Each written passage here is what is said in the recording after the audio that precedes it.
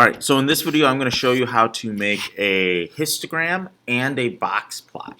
So again, you're going to need your data entered into Desmos already. So here again I have data from math map scores of a particular freshman group. So here I'm going to add an expression, right? I'm going to drag that one to the top so it's a little easier to see.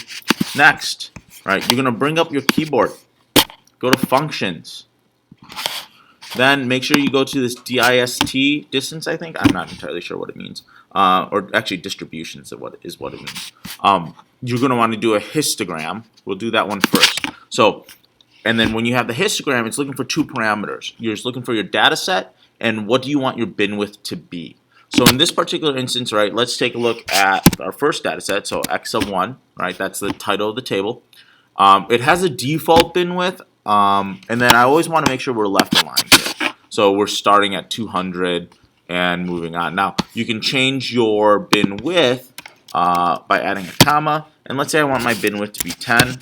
Right? Then we get a better idea. I can change it to 5 too as well. Whatever fits your data most appropriately. So you can see here, right, every 5 units is the bin width here.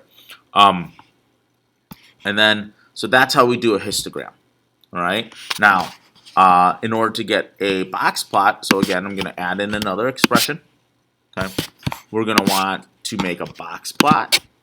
All right, it's going to ask you for the data set. So I'm going to say, oh, first data. We can see that it overlaps the histogram, right? So if you really wanted to, you could totally offset it. Offsetting basically moves it along the y-axis. So let's say, for instance, I want this to appear above the y-axis. It defaulted to 1. We could change it to, say, 10. You can see it's gone up pretty high. That's a little too high for me. I'm going to go to 5.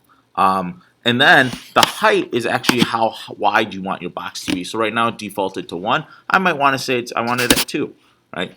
That way we can see it. Now the disadvantage of this box plot is that it doesn't do outliers. So it's simply the min and the max are basically the extremes that are shown. So that's how you do a box plot for your data.